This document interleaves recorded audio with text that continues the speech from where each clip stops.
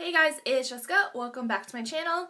So today I am doing the Project Pan questionnaire, and this was originally created by Meg's Makeup 8, I believe is her username.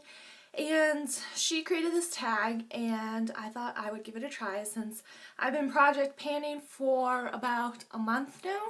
So I thought I would give it a go and answer some of the questions because I've learned a lot about myself and about my shopping habits, the not so great shopping habits that I do have. So I thought I would do this tag or this questionnaire and reflect a little. So come on this reflective self-discovery journey with me.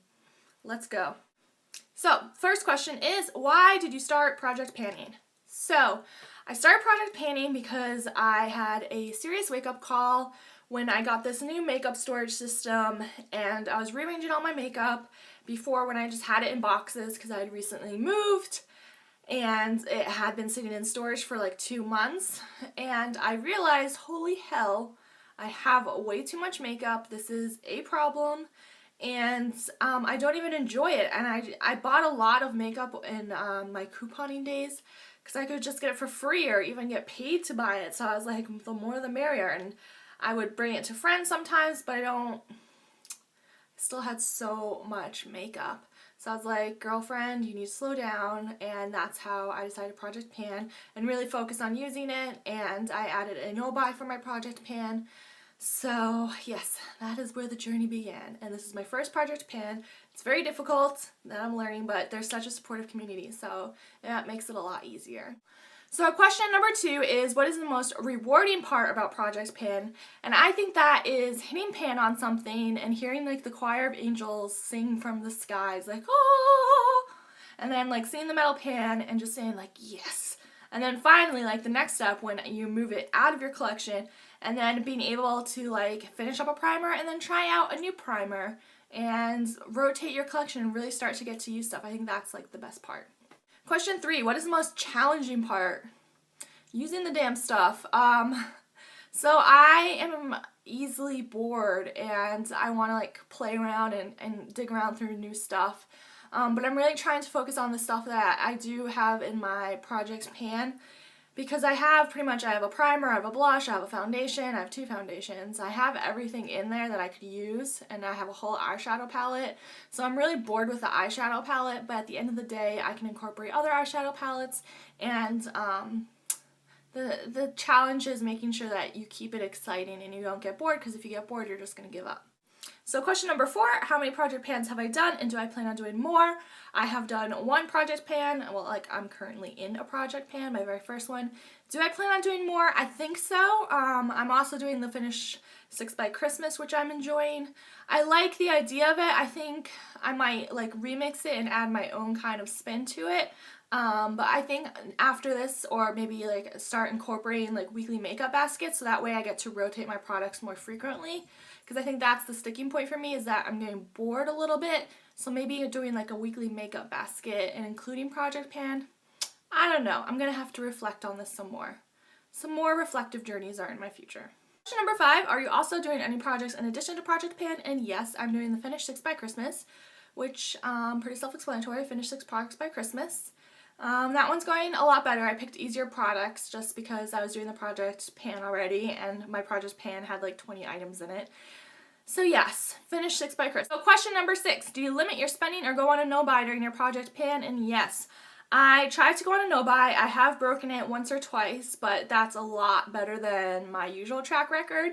And the only times I've broken it have been at the Dollar Tree when Physicians Formula came out and when the Maybelline Color Tattoos came out.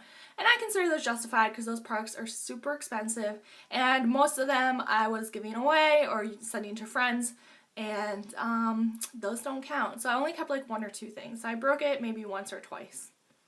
Sue me. Question number 7, who are your favorite project panners to watch? Number 1, Amber F. I think she's amazing. She is like the bulldozer of project pans. I don't know how she does it. It's crazy.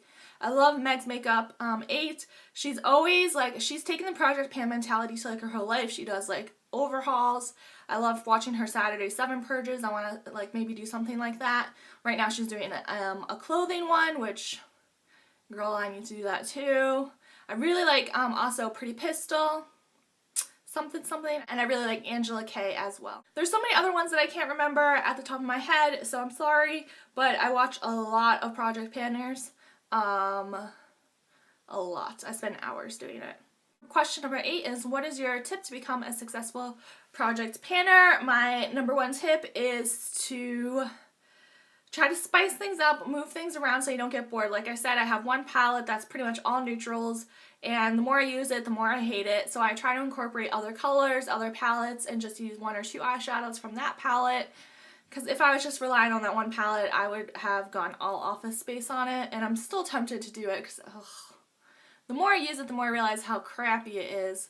But I want to use it just to kind of finish this project out. And at the end of the day, it's something that I spent my money on, so I want to make sure that I do use it. So yeah, just keep rotating things around and play around. That's my number 1 tip. Number 9, what is your goal for your makeup collection during your project pan? This is such a good question. So I did completely new storage system maybe like a month ago. I filmed a video about my makeup collection right after I'd done that. And I realized that I just have way too much and I really want to downsize. My goal for like my makeup is to have it just fit in one desk.